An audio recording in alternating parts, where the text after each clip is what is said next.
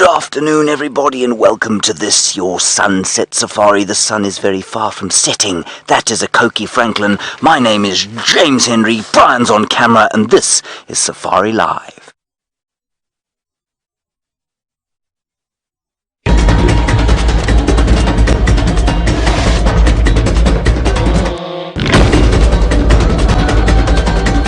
Standing by.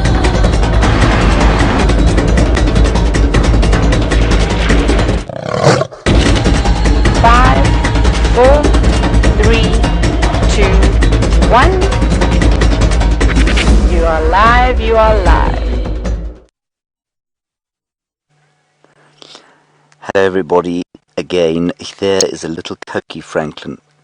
Perfect way to start our sunset safari. Look how beautifully camouflaged it is for this time of the day and at this time of the year.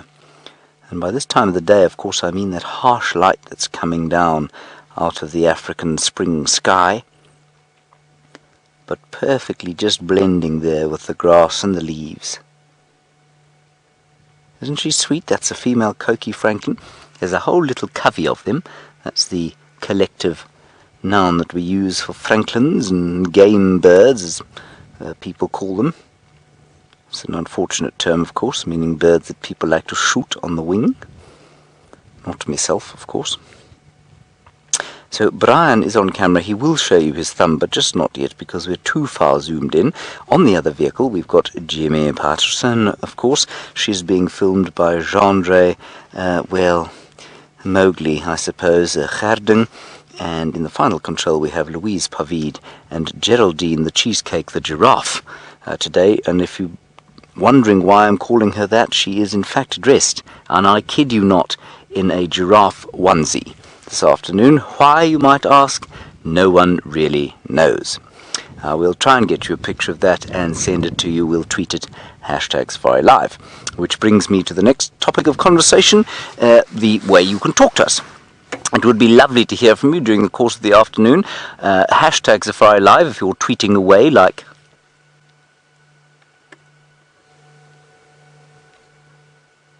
There are no birds tweeting right now, so you'll have to tweet on your own at the whatever tone you like. #SafariLive on Twitter.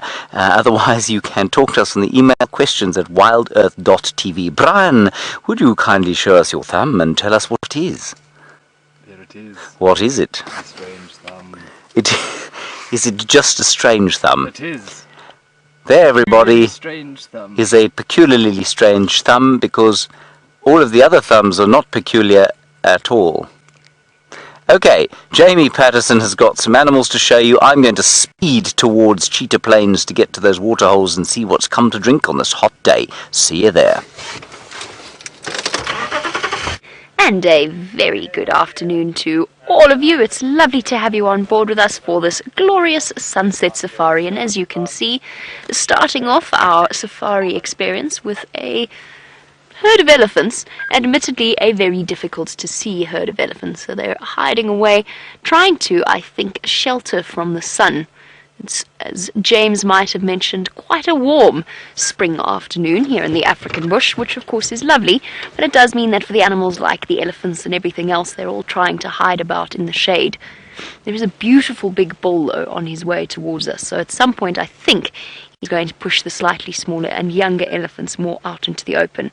But good afternoon, my name is Jamie, and I have Jandre on camera with me this afternoon. And between the two of us, we're going to see what amazing wonders we can find in the African bush. Come on, guys. I'm hoping that a bit of a waterhole check might be quite a nice idea. I'm told that there is no more water at Buffelshoek Dam, but I might go and check Sydney's and see whether or not any of the elephants have come across and through for a drink to help to relieve themselves from this incredibly warm temperature that we're experiencing. So this morning, dramatic scenes with Shadow and Tingana, our two lead leopard characters, but we'll get into that in a moment. And also another lovely elephant sighting of our snared, or I suppose she's more of a 2/3 elephant, but we do call her the half-trunked elephant. A character that has become a firm favourite amongst elephant lovers watching the Safari Live experience. She's definitely one of mine. An elephant missing the tip of her trunk, but I don't think this is her herd. Could be though. I mean, it's so hard to see them that we actually don't know. You can see now the guarri bushes are the only green things left in this landscape at this point.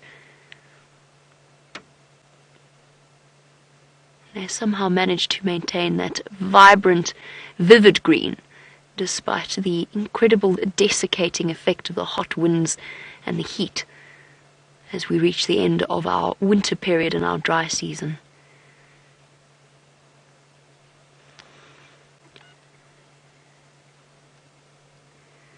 And it does mean that elephants at this time of day, as we start to go back into summer, are a little bit more short-tempered than they might otherwise be, both with each other and with any other interferences in their day-to-day life.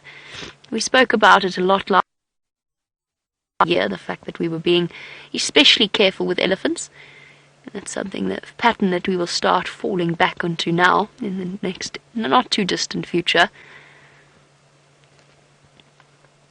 Since they do have, they're sort of burning a slightly shorter fuse than they might otherwise be. Come on, guys, come say hello. Or is this just the best shady spot that you can find?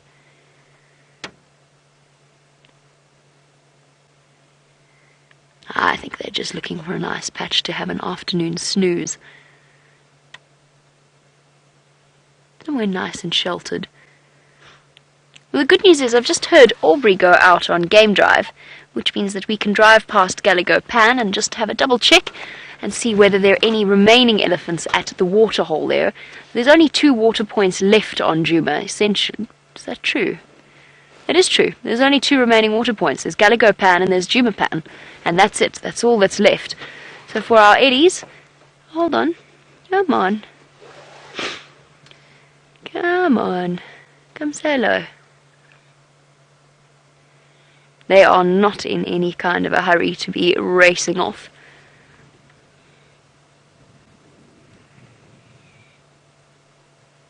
Especially not since I think they've found the same cooling breeze that is helping Jeandre and myself out while we sit here.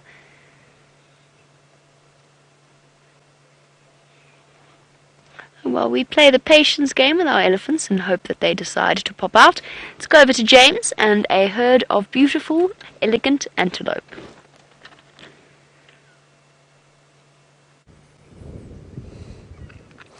Yes, indeed, beautiful, elegant antelope they are, disappearing into the bush. It was a brief Impala sighting, wasn't it, Brian? Wonderful. It was excellent, albeit very brief. Wait. Right, have you got... Oh, there we are. Impala. Now, of course, the oddest thing, and I will be banging on about this for a little while, simply because, well, it was a wonderful experience.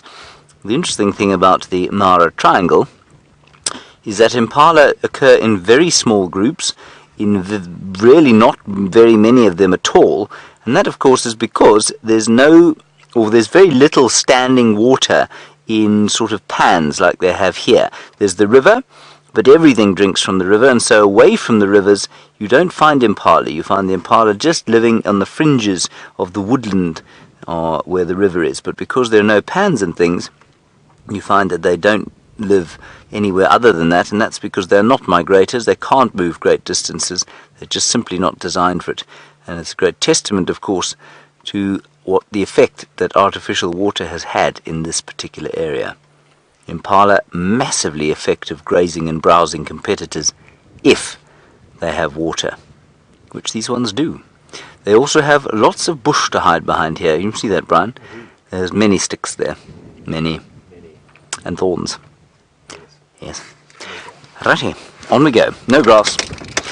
We haven't quite left. I thought maybe we'd see you at Cheetah Plains, everyone, but, well, I wasn't driving quite at that speed.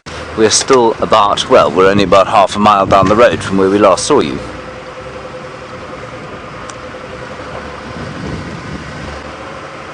Ah, thank you, Aaron. You say you think that a trip to Cheetah Plains on Saturday is a very good idea. Well, on that note, I can tell you that there were no cheetah found on Cheetah Plains today, but that the Styx cubs were found. And we'll go and have a look at them. I'm laughing, of course, because they have been referred to around the camp rather sort of irreverently as the street children of the lion world, which of course they are when you compare them to the fat little things that the Nkuhuma pride are. Well, let's go and see how they're doing. Jamie came back, well, I'd say almost traumatized the other day from seeing them. She said one of them was looking so awful that it was, well, she thought it was almost blind from how swollen its eyes were. Brian, upon that tree is a lilac-breasted roller, gorgeously framed by the spring blue sky. Very nice. Good afternoon, sir. Yes. Well, quite so. Now this bird, it could be a madam, is looking for a grasshopper or some such to grab from the grass. It will be very excited when the rains come and the new grasshoppers hatch from wherever they are. Let's just take a time to appreciate that this is one of the most common birds we get here, and it is magnificent, isn't it? One of 3 roller species, possibly 4. The racket-tailed has been seen once or twice. I don't think it's ever been seen on Safari Live, the racket-tailed roller. It's a roller with a tail that looks like a... Brian? A racket? A racket, yes. Well done. A racket-tailed roller. The other 2 being the purple roller and the European roller, neither of which are nearly as magnificent as their more common cousin, the lilac-breasted roller.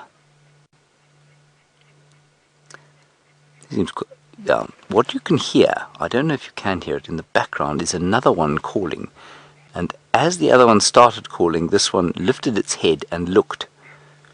Off to the left-hand side of your screen is a long way away. It's sitting, I can just see where it's sitting. I'm not sure we'd be able to see it with a camera. It's on another dead tree, sort of around about the same height off to the left-hand side. And we'll see if this one, if it's a female, it won't probably react. The other one, if it's a male there, it might want to do a territorial display, which will be incredible to watch, but it seems a little indecisive, doesn't it, Brian? Either that or a little lazy. Maybe both. Lazy and indecisive. No way to live, really, is it? No, not at all. No.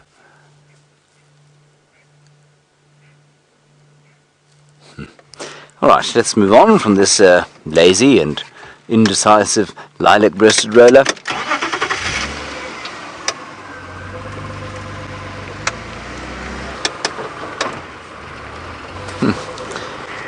Hello. Oh, he's now calling, but he's not doing anything.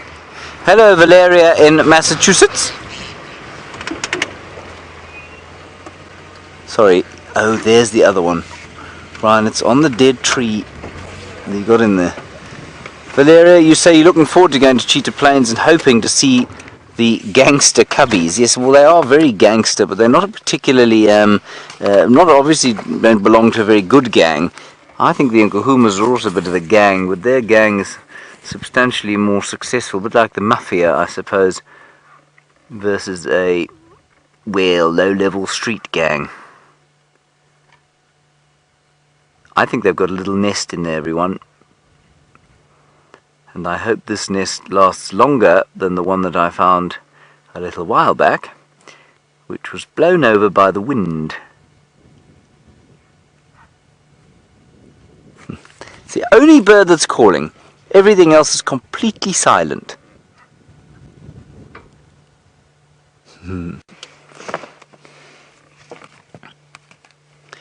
Alright, we'll continue to Cheetah Plains. Jamie is probably at the waterside. I'm going to guess with some buffalo. Let's head across and see. We were near some water. We went across to Galago Pan to see whether or not the elephants, or whether there were any sort of latecomers to the drinking circle. Since there are quite a few elephants, this is actually a massive herd that we happened to encounter the sort of the beginning of it. And this is now the back of the breeding herd of elephants. So it's a massive herd. There's probably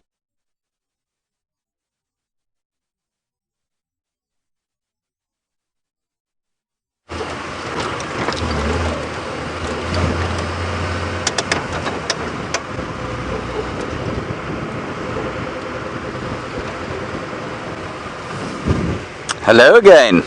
We're live. These surprising lives are, well, one has been caught, of course, being surprised live, saying the odd naughty thing, but the last 4 times I've been surprised I've managed not to say anything naughty, which is fantastic. Phew, what a relief.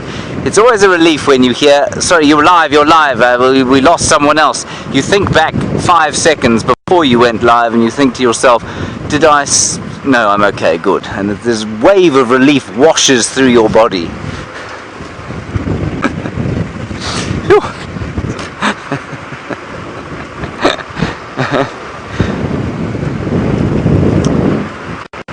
Right, we're heading down towards the valley of the great Wamati, and we'll just check to see if Kurula's tracks haven't come across. She went down south this morning, basically at the junction where we came out of Djuma. I didn't see her magnificent royal feet, royal pug marks. It's about, like I think we said, 32 degrees, which I think is about, 85 degrees Fahrenheit. So quite pleasant temperature, but quite hot. Certainly not too bad. And the need for great jackets, well, it's slowly ebbing with the season. As the need in most of our audience's parts of the world, of course, for jackets is now going to start to increase. Sorry for you.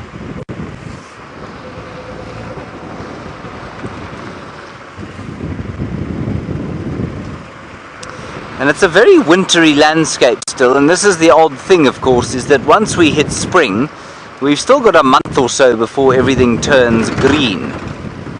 Everything is still rather leafless.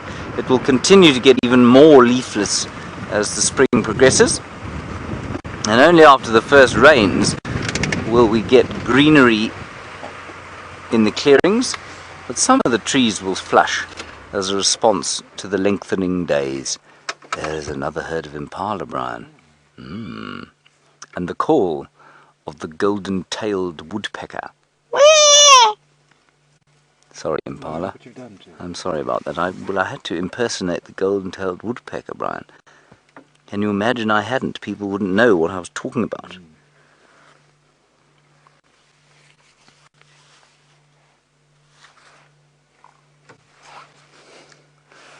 Hello, James Richard. You're wondering about the social dynamics of the Thompson's gazelle, which is, of course, a common gazelle species found in the Mara Triangle.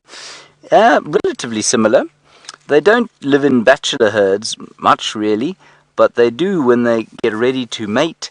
The males do set up sort of temporary territories in much the same way that the Impala do, and the females tend to live in groups in much the same way that the Impala do, but they're much smaller and they're sort of further interspersed, I suppose. They're not quite as large. They're smaller groups. This is in my vast experience of 3 days in the Mara, of course. And that's what the textbook I have says as well. But, you know, more time there would give us a greater idea of what happens with the Thompson's gazelle, but it is relatively similar. You'll find that just about all the woodland and grassland antelope have the same sort of social structure, with a dominant male setting up a temporary territory every so often, and the females living in either large or small nursery or breeding groups. Jamie Patterson has found one of the birds that I saw today when we were off air flying overhead. Go and have a look. It's a favourite returnee from close to the camp. Spring is definitely here, and well done, Jandre, for managing to catch this particular eagle on camera. The beautiful pale morph Wahlbergs eagle that sat really nice and still in the tree for the entire time, right up until the point that James sent you across and over to us. So our Wahlbergs eagles are back once again. Migrants are coming all the way from up north of the Sahara, so they've returned to our shores once again. We've got a pale morph Wahlbergs pair that nests very, very close to where I live, and I'm hoping that this is one of them on its way back. I'm also hoping that it might come back towards us so that we can actually have a proper look. Come on, eagle. It was so good. So good. And no. So they migrate separately, but they do return to the same breeding pairs each and every single year, which is one of those incredible things that we all find so mind-boggling about the different migratory birds. They'll go off, they'll fly thousands in some case of miles, thousands and thousands of miles, return back to their same nest spot, and return to the same mate. It's absolutely mind-boggling the way that they do that. And some people have scientists have absolutely no idea how some of the birds go and do that. We'll be getting the name's just gone, Amur falcons. There we go. They come back into my head. The Amur falcons will be coming back, one of the few social falcon species. One of the largest migrations of any raptor, in fact the largest migration of a raptor species in the world. Come on. I can just see it, and it's just that little bit too far, and it keeps ducking and diving that little bit further each time. No. We'll try and find it again.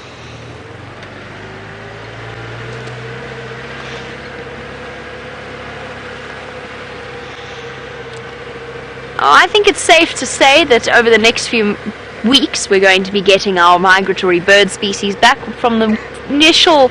The Wahlbergs are always a little bit earlier, and then you get the later arrivals of the things like the cuckoos and the kingfishers. But I suspect that at some point over the next few months we're actually going to, depending on what happens with the drought, we're actually going to see less bird variety in terms of summer species arriving. And that's because, in answer to Marcus's question, who is sitting in final control, a lot of these bird species are insect eaters, and the insects are going to be hugely hit by the lack of rainfall that we've experienced over the last 2 years. So insect populations are going to plummet. We saw it this year as well. We noticed that we weren't seeing the normal amount of bird species that we might have otherwise, and that was because a lot of them had moved closer towards the Drakensberg Mountains, where there's been a little bit more rainfall, and therefore there's a bit more in the way of insect activity, grass seeds. Just in general, the birds are going to be equally affected by the drought as the herbivores and various plant-eating mammals, like the elephants, which have still refused to come out into the open, despite my distraction with the Wahlbergs eagle.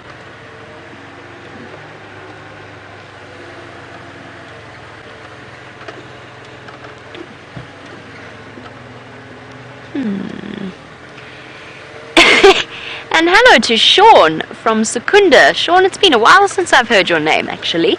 I don't know whether it's just because the questions haven't come through to my side, or whether you've been absent from the show for a little bit. The Woodlands Kingfishers will be back a little bit later. They're usually one of the last ones to arrive, towards November. End of October, November. I'm just trying to remember, we marked the exact date they arrived back. Oh, there we go, finally. Success! An elephant in the open. We marked the date last year, and for some reason I want to say the 23rd of October. So they're usually one of the last of the migratory species to arrive. Hello, boy. Oh, don't you disappear too? Aww.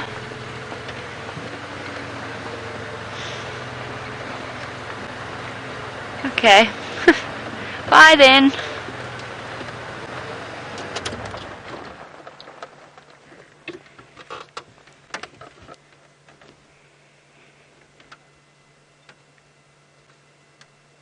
Our Ellies just don't want to play ball.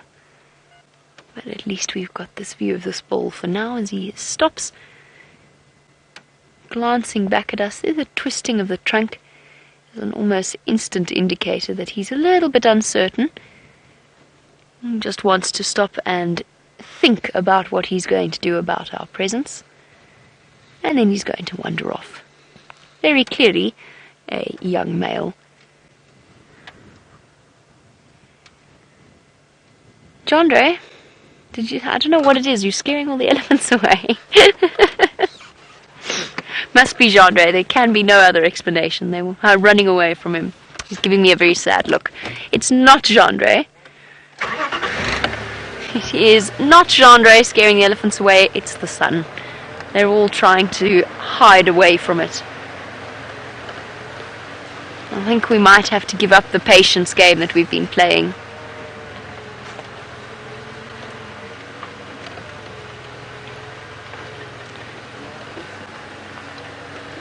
One of the big concerns, for us at least, and for the animals in its own way, is the effect that the drought has on the underground water supplies. Hello, do you mind if I come? Let me go forward a bit. You're going to keep walking, I think. Or you're going to do the exact opposite. No. Okay, backwards we go. It's alright. My clutch leg needs the exercise. There we go. How's your view there, Gendre? There's a big tree in the way. Now there is. How's that? That will do. We'll take it. Sorry. Now, one of the big concerns about the drought and the effect that it has on us is the underground water supply. And we do have a question from Yardbird in Arizona, who I imagine might have experienced similar things in Arizona, coming from Arizona. Yes, it's affected the underground water table, but we're still okay. So for new viewers, all of our water comes from an underground water supply. Hello, little boy. It's okay.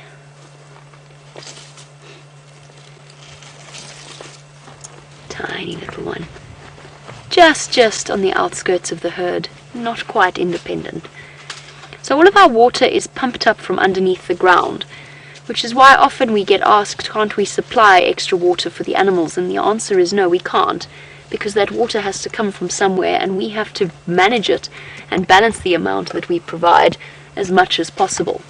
Now those pans that are pumped in front of Galago and Vuatella to provide the animals with water, they have to come from, that water has to come from somewhere, and that comes up from underground, as well as all of our drinking water, our whatever we happen to use water for, whether it's dishwater, everything comes from beneath the surface of the soil. If we were to run out of water completely, the entire operation and the lodge would shut down. We'd probably try and sink a new borehole, but for now, they have had experts come in and check, and there's still a healthy amount of underground water to keep us supplied. So not a bridge that we have to cross just yet. I know Simbambili is a neighbouring lodge, and I think they lost 3 of their 4 boreholes. So it is definitely something that does happen, and certain places are luckier than others in terms of the amount of water that they have underneath the surface of the soil. I give up on these elephants, I think. They really are making life terribly difficult and all hiding away. I think we'll move on. We'll make our way towards Buffelshoek Dam and do a big loop back towards the Djuma Pan as it starts to get dark. Alright, little boy, we give in. I give up.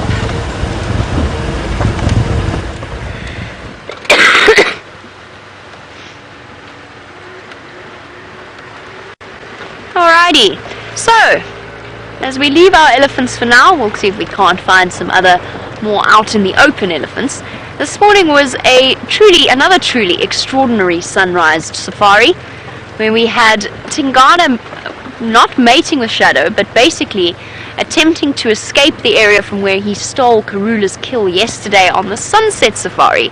So, you know, we were talking about the soap opera that was unfolding in front of our eyes, and as if we thought it couldn't get more dramatic, the 3 wild dogs racing in at the end, at the very close of drive, I think was probably the clincher on that particular afternoon sighting. And Tingana this morning was still with Shadow, desperately trying to get away from her, and from 3 hyenas, which included Bella, the matriarch's young male, those of you who are familiar with our different hyenas, that had come racing through and decided to chase both of them up a tree. Tingana, without too much ado, shot up a marula tree and found himself a really comfortable spot, leaving no space at all for poor Shadow, who then had to go and find herself a slightly less appropriate tree. It was a silver cluster leaf, roughly about as thick as this bush willow that's on my right. So poor Shadow, the female leopard, had to dance up a tree like this, where Tingana found himself with the best position in the house. And Tingana sat and watched the hyenas smugly from his perch, and poor Shadow kind of held herself on and waited for them to go away. So Shadow, I think, has probably had, of the 3 leopards, she's definitely had some of the worst time over the last 2 days.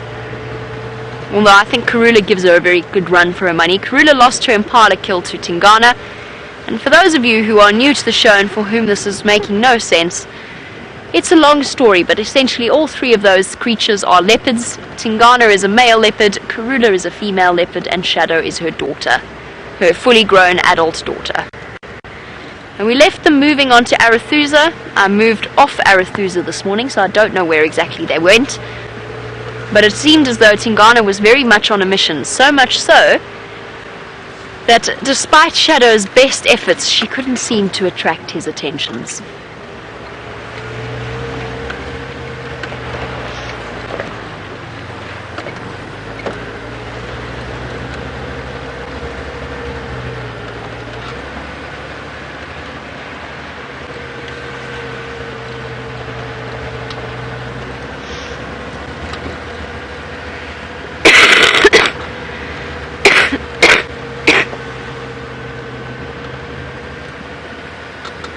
Excuse me. Sorry everybody, the cough is definitely getting better.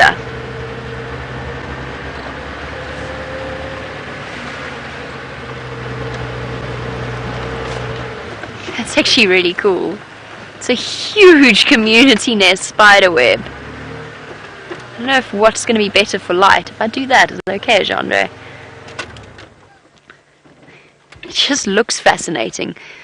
I'm going to hop out and give you a sense of scale. For those of you who don't like spiders, this is perhaps not the spider for you. This is a community nest spider. Most of our regular viewers are familiar with them. But it's fascinating to see the whole setup that they have going on with these massive nests. And I mean, they haven't really gone in for the neat effect, have they? It's just sort of one giant bolus of webbing and leaves and just general debris. And then all around the outside, you know, I'm not sure how well you'll be able to see, but sort of from, oh no, the tree's got me. There we go. All the way from up here, stretched right around, is their catchment web. So essentially geared towards catching any flying insects, like most spider webs. Oh, it's got me now. Billowing towards me. And what these little guys do, which is unusual for spiders, because spiders are not really social creatures. In fact, social structures are pretty much an anathema to the spider world.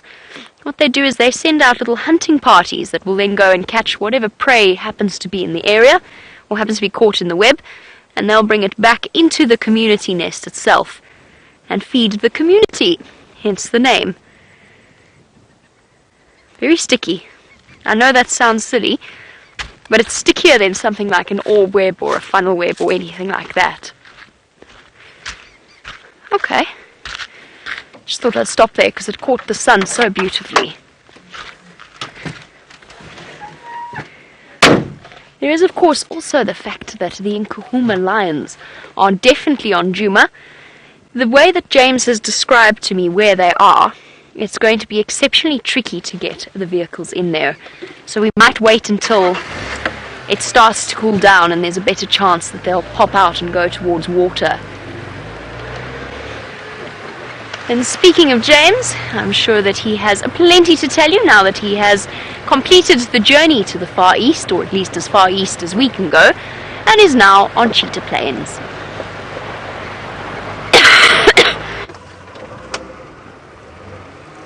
It's not quite the Far East, everybody, but as Jamie says, as far east as we can go. Now, I may have told you... Oh my goodness gracious me, that is very violently loud. Oh, sorry. 1 second. Okay. Whew. Now, I may have explained to you that, it is my firm impression that, short of going to a madhouse, you couldn't find a greater collection of lunatics in the world than you have at the camp at Wild Earth. Now, what we have here, of course, is the cure. Brian? Hyena dung has long been used traditionally to cure madness. How, James? Well, apparently what you do, but the thing is, you have to have one sane person. So perhaps Amanda is the most sane person. She is our chef, everyone. And what you do is you sort of squash this up and sprinkle it over the food of the mad people whom you wish to cure. And then when they ingest the beautiful white pasty hyena den that looks like a fine meringue. Does look like a nice meringue, doesn't it? Very tasty. Then those who are mad will become no mad or not mad any longer. Wonderful.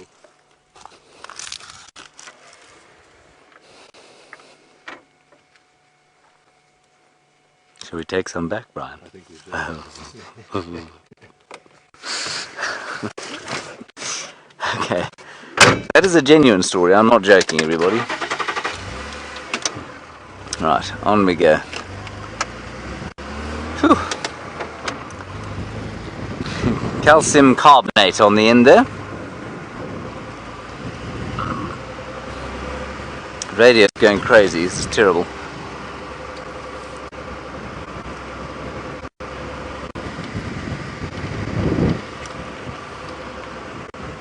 Sorry, I'm missing the name there, but the question is, how many, or are there any species of bird that migrate between the UK and the Kruger? Absolutely there are. Easy peasy, that's who's asked us the question. Easy peasy, yes indeed. There are some birds. I think most of our barn swallows, which resemble, of course, all the barn swallows you get in the UK, if I'm not mistaken, I think they come from southern France. But anyway, that species of bird occurs here. The humble willow warbler, which you get at home, comes out this way. Your shrike, what we call the red-backed shrike, I think you just call a shrike in the UK, that comes out here. So that's 3 of them. What else? An osprey? Osprey from the UK might come out here. And then there are lots of shorebirds, and I don't know where things like the common sandpiper and the green shank and the wood sandpiper go. They might go to the UK, but they certainly come out here, and they come from the northern hemisphere, long way north. And then, of course, you get those ridiculously crazy birds, the Arctic and Antarctic terns, that go all the way from pole to pole. But the ones that I've mentioned there, I think, are probably the most common that come from the UK to here. Thank you for your question, easy peasy. Now, if I'm not far mistaken, those lion cubs were on a road not too far from here. So our idea will be to go down and see if we can find them there. And let's see as we go. The only migrant I've seen back so far is the one you've just seen with Jamie, that's the Wahlbergs eagle. The shrike will come back much later. Everyone is now already listening out for the woodland kingfisher. It was a very late arrival last year, about 16th of November, I think somebody very kindly told us the other day. I remember the day it arrived at the Djuma Dam Pan, and all the viewers saw it before we did on Game Drive, which made me feel very sad, Brian. I felt very left out.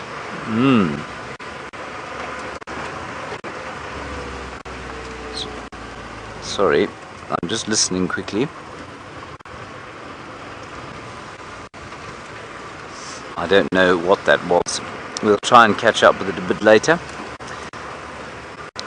Afternoon stations, can I have that update again, please, if it's on Cheetah plates?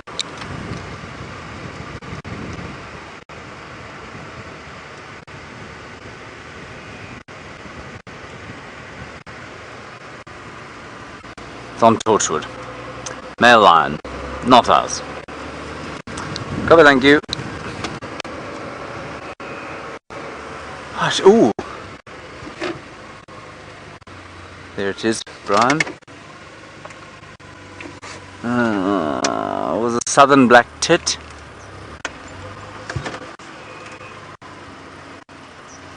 There we go. Can you see them there? They're just flying off there. They're just off to the left on that dead fallen. Oh, you've got them. Absolutely brilliant, Brian. The southern black tit. We were asked the other day what is the smallest bird we get here. It's something called a great penduline tit, but utterly unrelated. Now just listen carefully. There. You hear that? That's a brew shrike. Very similar colour to the southern black-tit, a pied bird, also known as the telephone bird, Brian, because it goes vrrrr. Not quite like that though. More digital. There it goes. It's flown off. I just saw it flash by, everybody. Now, we're going to keep an eye out on this road very carefully for signs of little lion cubbies. Not sure where the adults were. Ephraim said they went into Mala last night and they did not return. Neglectful gangster parents.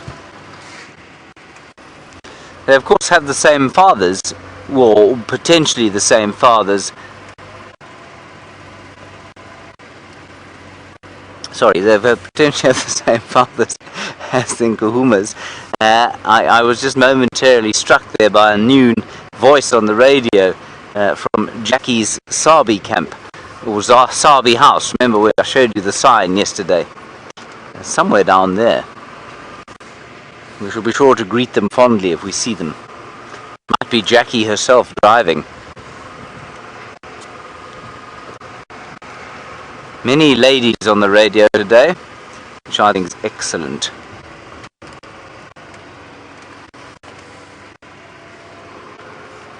Cat in Kansas, you're absolutely right. Everybody loves the underdogs. Nobody likes those born with a silver spoon. Pride. Everyone likes the underground, the underdog.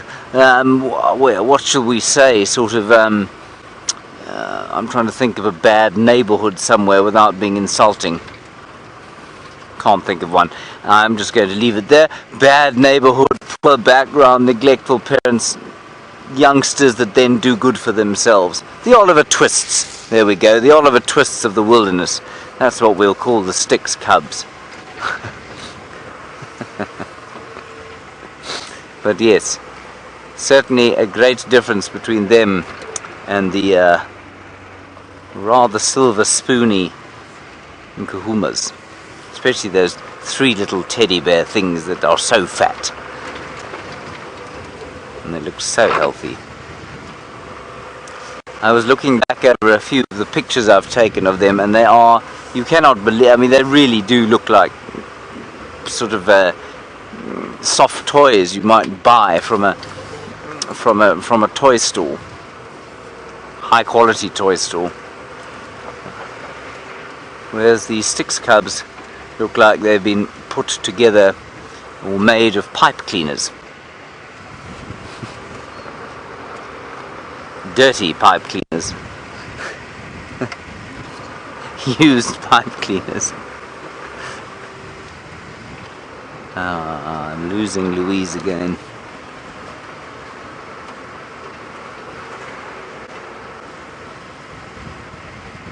I don't know, I'm not entirely sure where they are, so we're just going to wait for Ephraim to get mobile. He will tell us where they were, but I think it was on this road. It's called Rhino Walk Up, and he said they were on the road.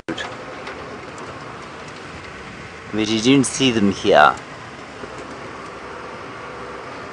We've got a little bit to go before we hit the southern boundary, which is into Mala.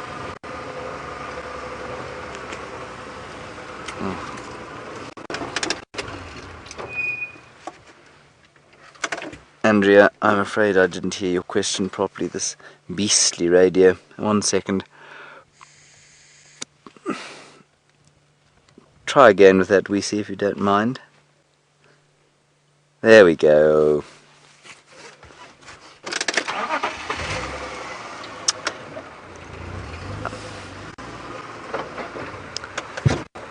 Now, hello, Andrea. You say, are the Birmingham boys the fathers of the Styx Cubs? They are. If so, is it possible that they could pass that mange on to other prides? I don't know that it's mange. I think it's quite likely that rather... remember when that Birmingham boy had that skin disease down his belly, that whole thing covered his belly, and he's now healed completely from it. I think he's given it to them. So yes, I suppose it's possible that they could then give it to other lions, but it's unlikely because of course they're territorial. I think that's what's happened here. I don't know that it's mange. Mange is, I think, quite a lot more serious than the skin infection. They could have mange, it's not impossible. If they have mange, then I think yes, it is possible that they could pass it on through the Birmingham boys, say, to the Nkuhumas. But, as I've said before, I think what you find is the reason they are suffering from the skin disease is because I think they're slightly malnourished. I don't think that they've been fed particularly well. That's not necessarily the fault of the parents. They may have struggled to catch sufficient food to keep themselves in milk. There seems to have been some kind of vehicle turning around here. And that, of course, will result in any disease that there is in the body taking over. In the same way that we as human beings, you're much more susceptible to disease when you haven't had your vitamins, when you're feeling a bit down, when you're a bit low, and you haven't had sufficient to, we just picked up a friend there, when you haven't had sufficient to eat and your nutritional status is compromised. Alright, well, we're going to do a little bit of a quick loop around here, just see if I haven't missed them. Let's go to find out from Jamie what she's got. So whilst James attempts to track down the lovely Styx cubs, there was a lovely gentleman that we pulled over next to on Buffelshoek Cutline who told us that there are elephants somewhere in this general direction, which is wonderful to hear because there's not much else on Buffelshoek Cutline at the present time. Everything seems to be hiding away from the heat and the dry and keeping us guessing. I mean, there's some Impala, but they're sort of roughly in Kenya. There might even have been some that strayed from when James was in the Mara. At this point, they're so far away. Everything is most definitely hiding out. Let's see if we can't figure out where these elephants are that he was talking about. I think he was quite surprised at my expression of glee and surprise when I started cheering at the prospect of Ellies perhaps... Oh, there we go. Yay! Hello, guys. Thank you, Mr. Construction Man. Awesome. You can hear Ephraim... Oh, James trying to get hold of Ephraim on the Game Drive channel. Hello, elephants. Which way are we going to go? Which way? Which way? A big girl. Oh, I'm running out of momentum. I'm running out of momentum. Oh, hello, girl. Gosh, you got all the way here. That's most impressive. Look who it is. It's our lovely short-trunked Ellie that we started off the sunset safari talking about. And her little calf at the back. Amazing. When I saw them this morning, they were on the southwestern corner of Djuma. We're now right at the top. She's in Buffelshoek, on our northern boundary, with her little one. Check that it's the same elephant, but I need to see her left ear. It's my favourite way of identifying her. You okay there, Jandre? Just overwhelmed at the excitement of the elephants. The whole Wild Earth crew has come down with the same virus at some point over the last few weeks.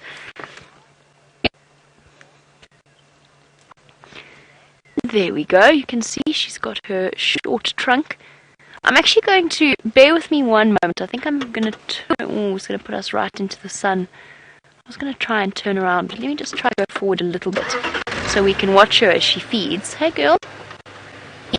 She's usually quite lovely and docile, our short-trunked elephant. We don't want to work on the assumption that it is her. I'm pretty sure it is, though. How's that, Chandra? You okay there? Perfect. So, Red Dog, welcome on board, as always, to the Sunset Safari. Red Dog would like to know, well, how do elephants get thorns out of their feet?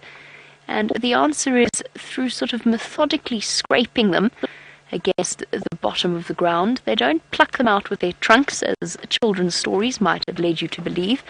They don't quite have that level of dexterity in these. That being said, a thorn in an elephant's toe or foot is a very rare occurrence indeed, and of course our short-trunked elephant which is the one that we have here, she would not be able to use her elephant to go plucking out any thorns. I'm so glad we got to see her. As I said, I've got a really true soft spot for this particular elephant cow. She's obviously got quite the story in her background, however it was that she ended up pretty much without a herd, and then essentially created her own. Hey girl, she's got to do things a bit more delicately, especially with that thorny piece of knobthorn that she's just acquired. As you can see how she's learned to work around her particular physical handicap.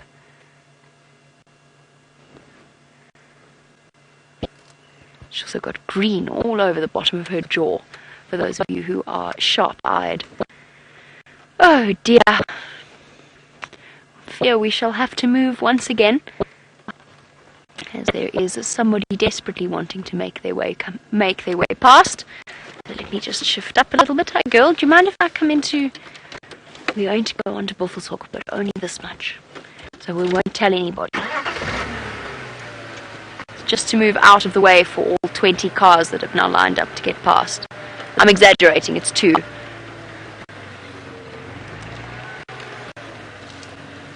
Has he got space there? Yes, should be fine. We don't have the world's best view, but we'll certainly settle here for this one.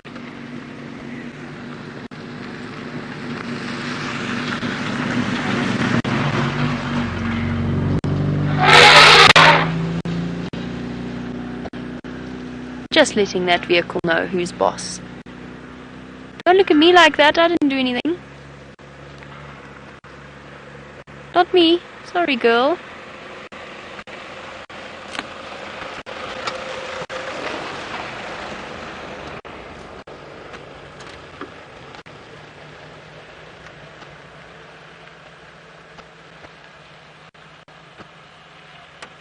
Here we go, relaxed once again. Sorry, girlie. Lots of vehicles coming past, huh? But you know it's a main road. Right, guys, unfortunately we're having some serious signal issues at the moment, so we're going to have to leave our lovely little elephant herd for now and start moving back to where we have what's known as weird telesignal as opposed to Gowrie signal. As you know, bringing you live safaris from the middle of the African bush comes with its own complications. So we're going to have to leave our Ellies and start moving back towards the dam. Luckily, it does mean that we can go and lurk around the Djuma pan, which is the perfect place to be on a hot afternoon like this afternoon. Bye-bye, girl. Sorry. I'll just move a bit further forward. I don't want to stress her out anymore, so we'll just go up ahead and then we'll turn around ahead there. Hello, girl.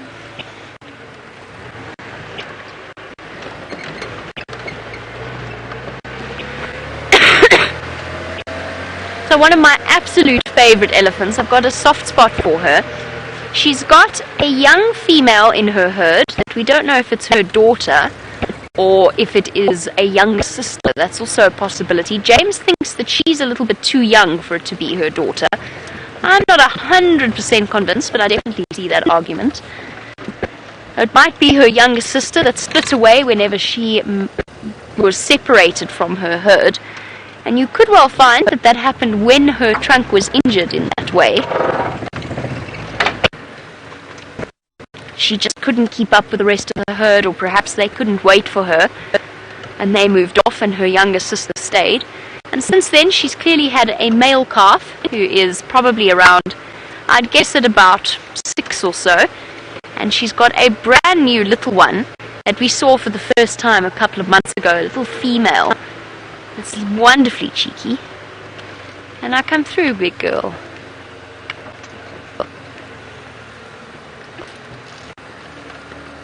Sorry for all the interruptions. Yes. Yes, you've learned to trumpet at pickup trucks because you know they race away from you. You don't try that with safari vehicles. Elephants are clever creatures. She knows that she could scare them that way.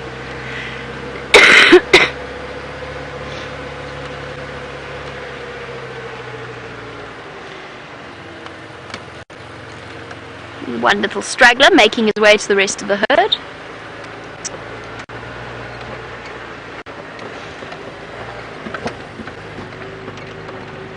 And Mitch, while we move away from our elephants and back towards WildEarthTV's signal, Mitch wants to know whether or not an elephant can hear better from the front or from the behind, or if it doesn't matter.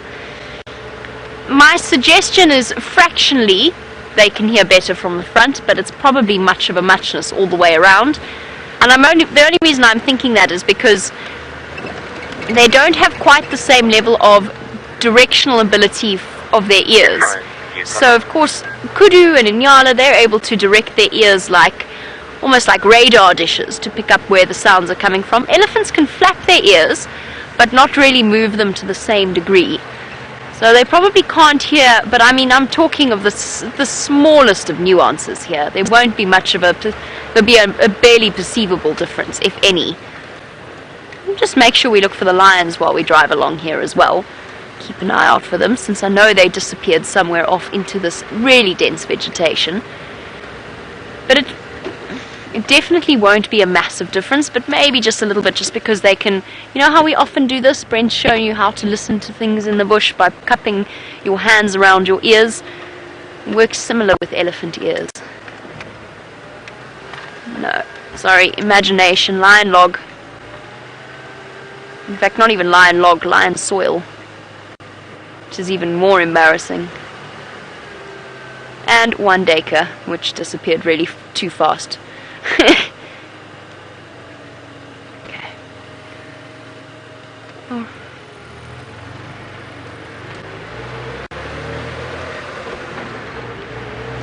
And we shall race away towards the WildEarthTV mast.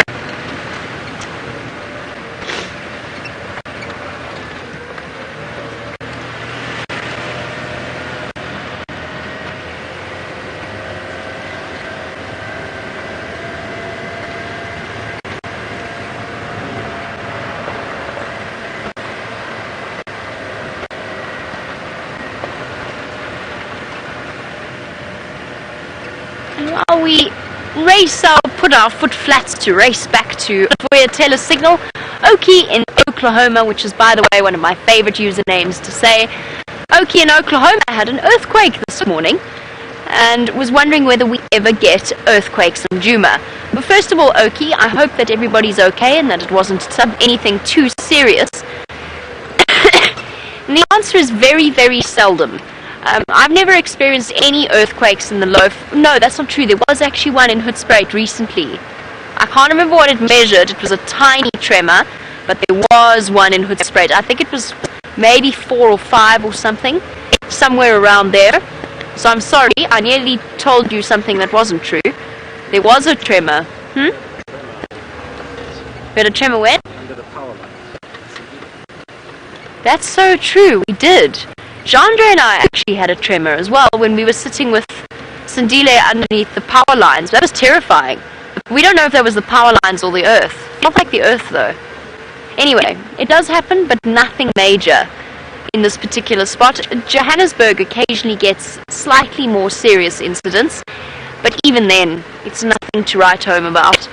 And a lot of the time, that's actually old gold mine tunnels collapsing and causing those trembles. So, Okie, I hope that all is well in Oklahoma. I can only imagine, I've never experienced a serious earthquake, but I can only imagine how truly terrifying it must be when it's actually properly serious.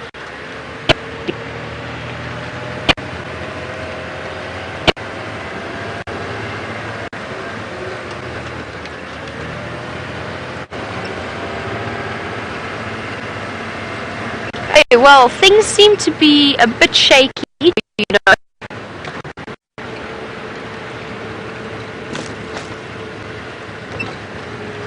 We're going to try and get ourselves to a stronger signal region, but for now, unfortunately, please bear with us. We're going to go to Tech Loop, and then we'll see you as soon as we're both sorted and back up and running. And right next to the WildEarthTV mast, so hopefully we will be able to keep you entertained within the quarantine area, which is about as far as I will be able to go for now. And we do apologize for that, and we do thank you all for sticking with us. We've got absolutely no idea why, well, I've got absolutely no idea what's going on, but I never do. That's sort of my standard approach. So let's stop and look at these impala instead, because at least I know about those. But thank you to everybody for sticking with us. It was a brief break.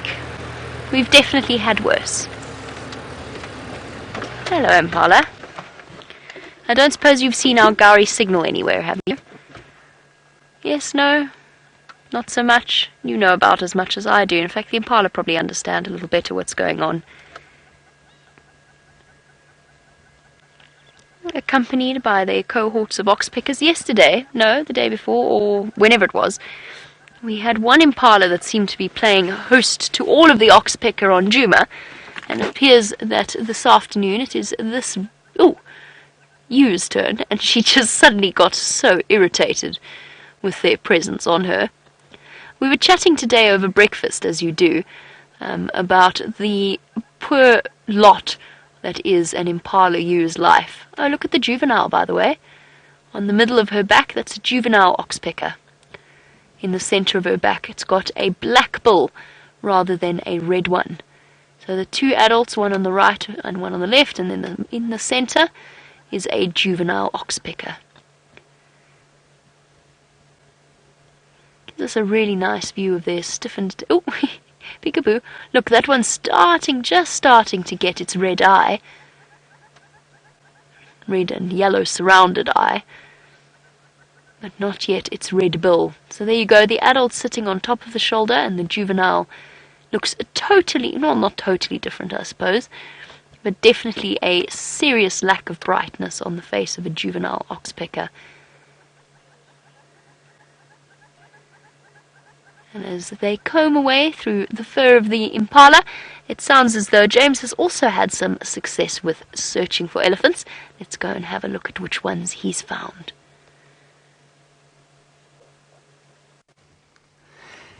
Well, such is my skill, everybody, that I have found signal and elephants at the same place. Brian, are we not amazing? You are incredible.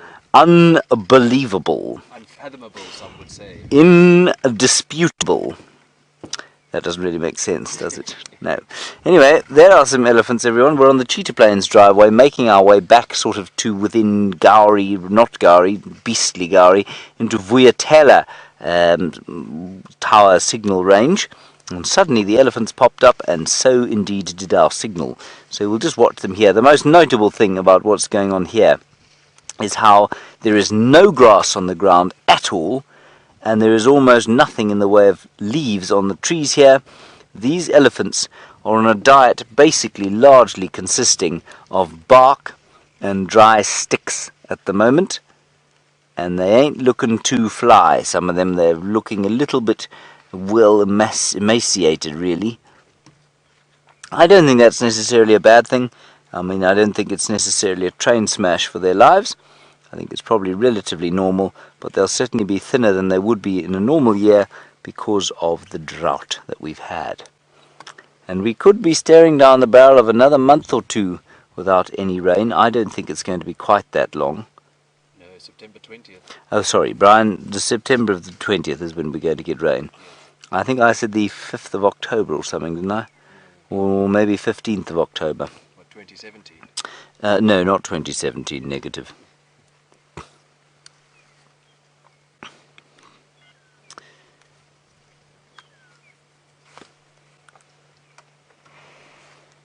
Anyway, they're going to. We can't obviously go off road here for them because, well, that would be into Chitwa, A, and B, well, we're going to try and avoid going off road in a drought-stricken place like this. So when they do disappear, we might have to move on slowly. There's another one just up ahead. We're not going to go down, so I'm imagining that if we go forward, we will maintain some kind of signal here.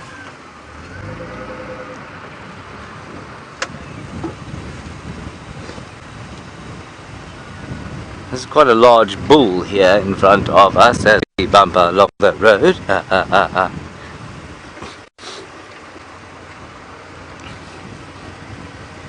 In fact, he's a very large bull with tattered ears. You see that, Brian? He's looking tattered. Why he's chosen to show us his bottom, I'm not sure. Anyway, there he is. He's quite a large fellow. He's probably about 10 feet at the shoulder, you know.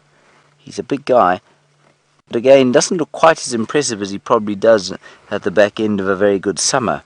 Just looking a little bit skinny.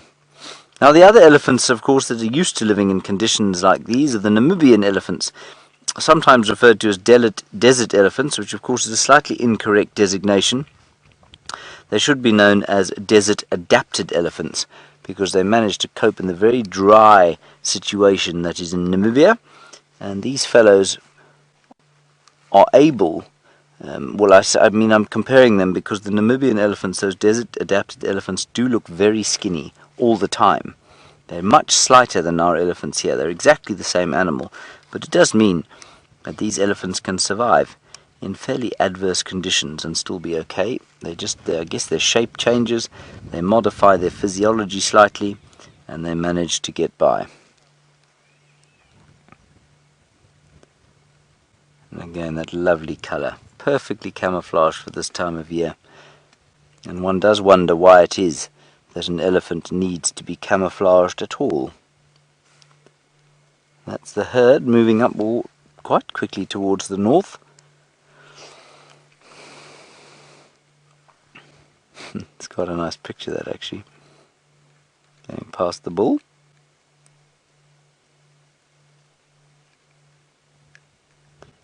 And again, very little in the way of birdsong at all, almost nothing.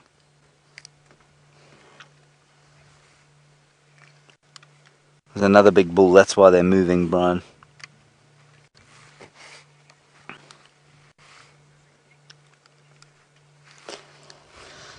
Hello, Gail Taylor. Very nice to have you with us. You're in the United Kingdom. You're a first-time viewer, and you say you're addicted already. Well, that's good news. I'm glad you're addicted, Gail.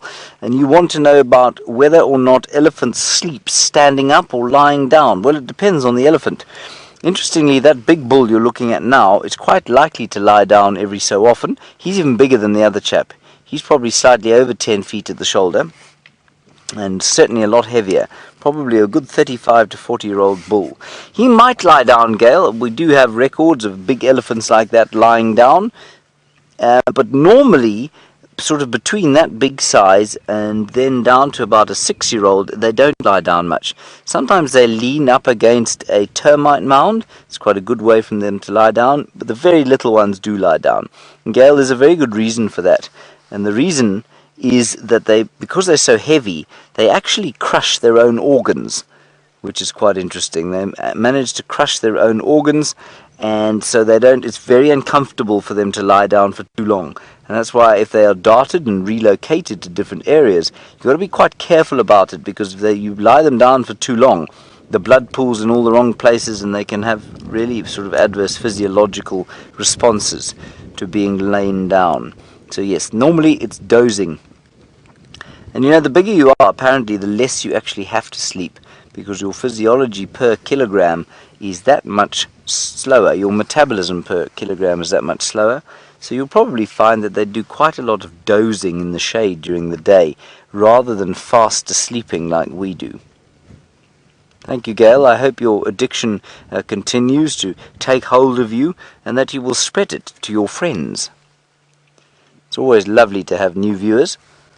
I'm just going to sneak forward and see if we can't get a slightly better view of this big bull here. He's a very large fellow indeed.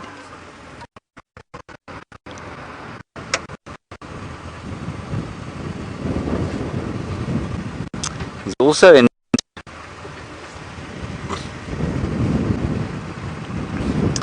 Miss Lynn in North Carolina. You're asking me a fairly difficult question.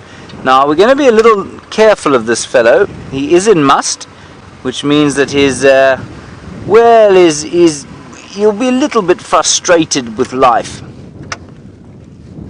And so we'll watch him carefully from here. I don't want to pull out straight in front of him. And he is in fact coming towards us. So I'm going to give him some space. If he turns too much towards us, I'll just back off down the road a little bit. You can't really see it there, but he is a massively impressive fellow. Miss Lynn, you say if an elephant grows until the day it dies, how much weight does it put on every day? Miss Lynn, I couldn't begin to tell you, I'm afraid. You know, a really big bull could be up to 7 tons, I suppose, but that would be massive, massive. The record is about 10 tons. That was an Angolan elephant. This chap probably about 6. I guess he's about, I'm going to say about 40 years old. In 15 years' time, obviously they do slow down the growth rate as they get older. I'm going to say when he's, you know, at his pinnacle, of course he will start to lose weight when he loses his teeth. And he, you know, he can't eat as much, so he'll lose weight then. But Miss Lynn, I'm going to say his growth rate has probably reached a maximum. He'll start slowing down his growth rate, and maybe at his absolute apogee, he'll weigh about 6.5 tons. But I couldn't tell you how much he's going to grow each day. Nice question. I've never thought of it like that. Now the other bull is talking to him. I can hear the other bull going at him. Much smaller. And this chap's just watching us. He's thinking about what we want.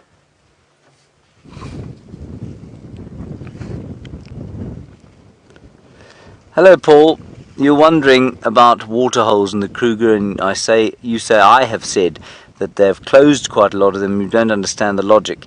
Paul, the logic is that when you provide artificial water, you change the species composition of a landscape. The only reason that we have got so many impala here, so few wildebeest, no sable, no eland, no sesame, any of those sorts of antelope, is because we have provided artificial water for all of the animals here. And that means that the zebra and impala have totally outcompeted just about everything else. And Kruger came to realize that very late. And they're now starting to close waterholes because of that, and hoping to return the populations of eland and sesame and sable and other animals like that that are not necessarily water dependent or can go, you know, a couple of days between drinks, unlike, for example, impala. So that's the logic behind it. I know it seems slightly counterintuitive during a drought, but remember, a drought is important. It changes things. It means that the elephants open areas up by smashing and killing trees. Now these two bulls are actually having a conversation with each other. You can see them communicating. The one there, the big chap, is now walking towards the slightly smaller one who's sitting underneath a fairly large fig tree. I'm going to move forward now, just while the musk bull is occupied by his friend. He may swing round and just give us a bit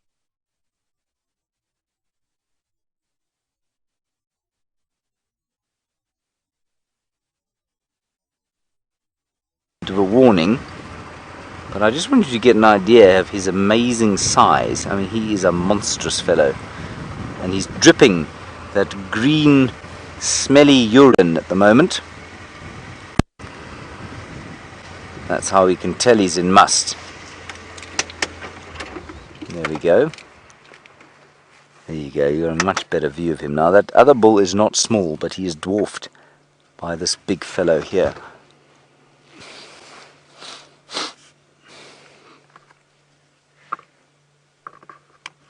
You can see huge ivory, and there you can see the dripping urine of the musk bull. Now they say that they can lose up to 100 litres of water a day.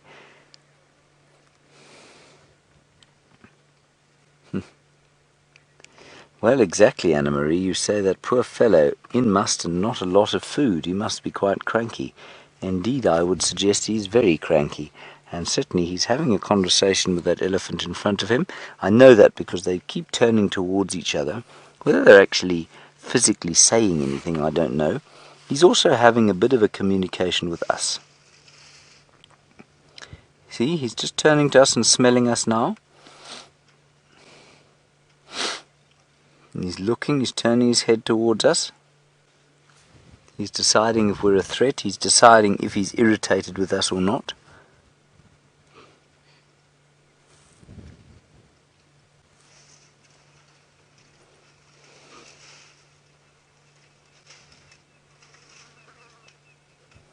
Now at the moment we're in a perfect position. Were he to sort of turn towards us, we'll just drive off forward. What you don't want to get into is a situation where you have to go backwards, ideally, especially if there is someone behind you, as there is now. So if he starts to sort of cut towards us like this, I'm going to just go a little bit forward because we can't actually escape backwards if we need to.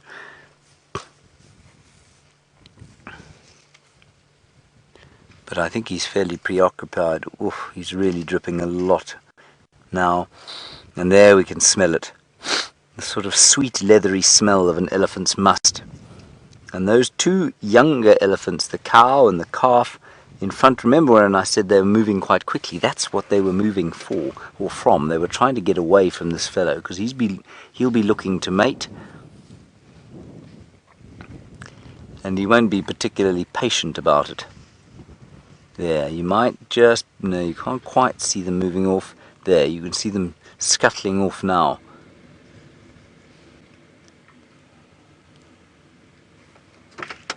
Let's carry on. We're being pushed from behind slightly by another vehicle that wants to see the elephants. Now he's watching us. He's turned his head slightly towards us. He's listening, he's smelling, and he's looking.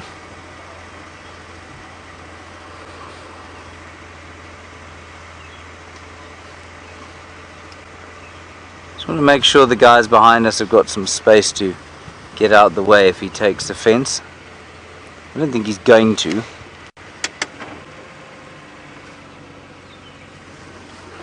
Two vehicles. I think some of them want to go past us.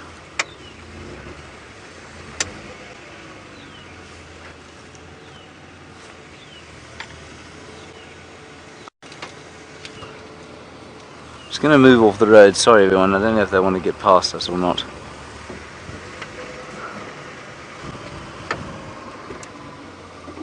What should do I say, Brian?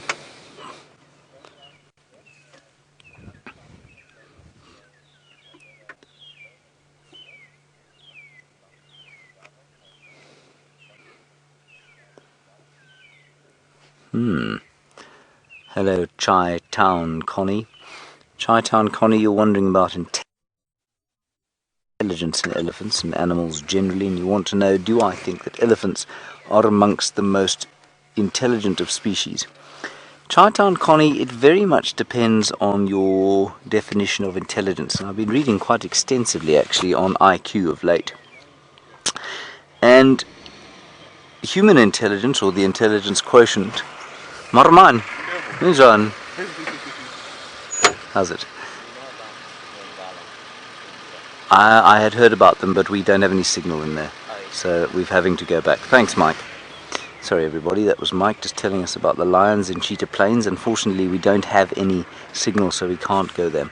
Chai Town Connie, IQ, of course, is basically the measurement of our ability to understand and apply abstract logic. And so in terms of that, human beings, of course, by far more intelligent than anything else. Is a lion able to apply abstract logic? Probably not. Is a lion the most intelligent predator out here in terms of its ability to hunt in a team? Absolutely, unquestionably, that is the case. Is an elephant able to apply abstract logic better than any other animal is? Yes, I believe they probably are. Between them, hyenas, and of course the primates, it would seem that these complex social structures, especially the matriarchal ones, have given some kind of interesting adaptation. The adaptation is that they have this ability to apply a little bit of abstract logic, much more than many other animals can. Alright, everybody, Jamie's back up and running. Let's go and get an update from her, and we'll catch up with you later. We are indeed back up and running and circling the WildEarthTV signal area in the hope that we can find something exciting to show you here. How on earth James had WildEarthTV signal on Cheetah Plains driveway is anybody's guess, but we are very, very grateful that he did. So I thought, since we're here, we might as well pop down to our pale Morph Wahlbergs' usual nesting spot, since that should be within WildEarthTV signal range. and go and see whether or not they've decided to return home once again, and if indeed it is that particular Wahlbergs eagle. Excuse me. Too much talking. Oh, I wanted to show you this little squirrel. It's still there. And you see it on the left there, Jean-Dre, just on the left-hand side of the tree. Well done. Hello, little one. I just want to see why it stopped, what it spotted. Looking intently off in a different direction, but definitely not at us. And when you are squirrel-sized, all kinds of things are a threat to your physical well-being, from Wahlbergs eagles, for example, to snakes, to slender mongoose, to other squirrels, which is why they spend a great deal of their time going like little witches' cackles. That is a squirrel's alarm call. Chandre's laughing at me. Was that a good laugh or a bad laugh, Chandre? It was a good laugh. This is so intently focused and everything. Steph, of course, has a squirrel. For those of you who are familiar with the wonderful Stefan Winterboer, or at least Steph's family has a squirrel. It's scary. It once tried to bite me. They've got very, very sharp teeth. It's so terrifying, Mr. Squirrel. It's completely frozen. Whiskers twitching in the wind. Okay. Relaxing a little bit. Nope. Now just glancing between us and whatever it was that gave it a fright. They are such wonderful little creatures. Enormous eyes. Tells you immediately what this animal relies, what sort of senses this animal relies upon. Oh, bye. That was quick. Ducked behind the marula tree. Okay, let's go to the Wahlbergs eagle nest and see whether or not we can find them there.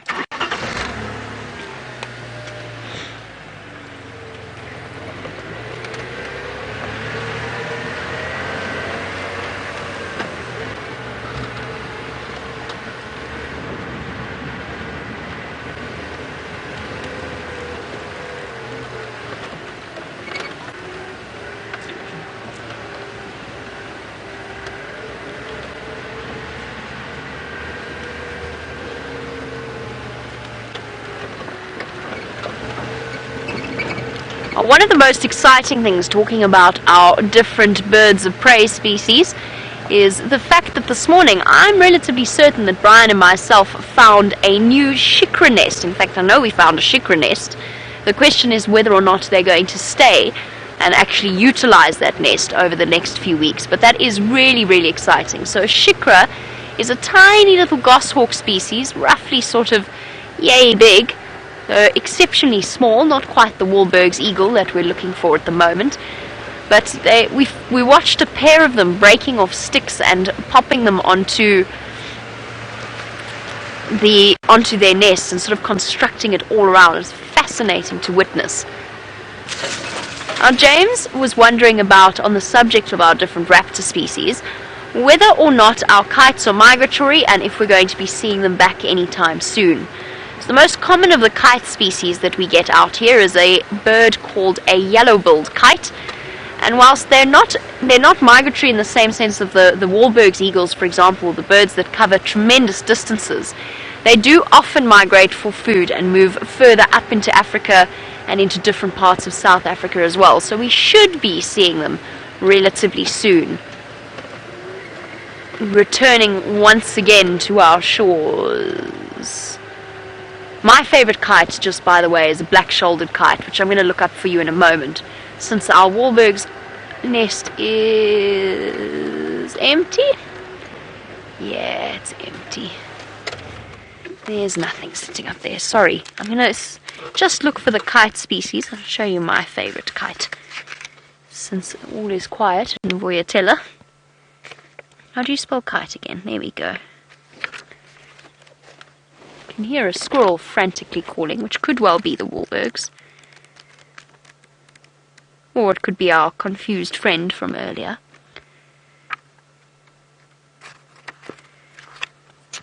So James, yes, our kites will be coming back from sort of central and other more northern parts of Africa. That's something for us to look forward to over the next few months. I'm sure that squirrel's shouting at an eagle. Okay. Shift slightly so that we're not quite so at such an awkward angle. I'll show you my particular favorite kite species, which is the black-shouldered kite. Now this is a bird that I would really love to see. I don't know if you've ever seen them on our live safari drives. Tiny, tiny little kite species. You see them more towards the arid, or at least in my experience, more in the arid areas. But we could get them here. For those of you who are keen bird list builders at Safari Live, have you seen black-shouldered kites?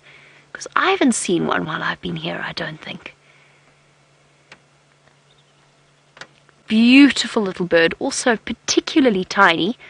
And I don't know what it is about them that I enjoy so much. This is, by the way, the yellow-billed kite that we so often see.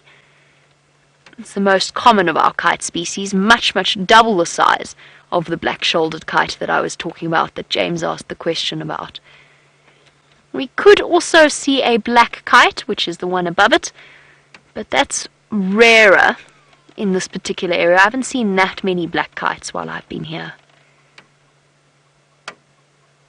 And this is one that migrates on a much further level, so a Palearctic migrant, so much, much further than the yellow-billed oxpecker. So there you go, where's that?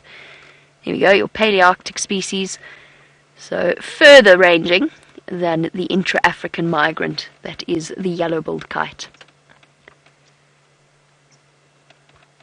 And very easily identifiable in terms of their shape. They've got a beautiful, almost not quite V-like notch out of their tail. Right, where's Voyatella signals extend to? Just trying to think. I think Ingwe Alley's out. We'll go look at some hornbills eating termites in some elephant dung. That's what we shall do. You okay there, Gendre? Would you like some water? Gendre has also been particularly ill while he was on leave, so we'll both take the opportunity to rehydrate. Very important.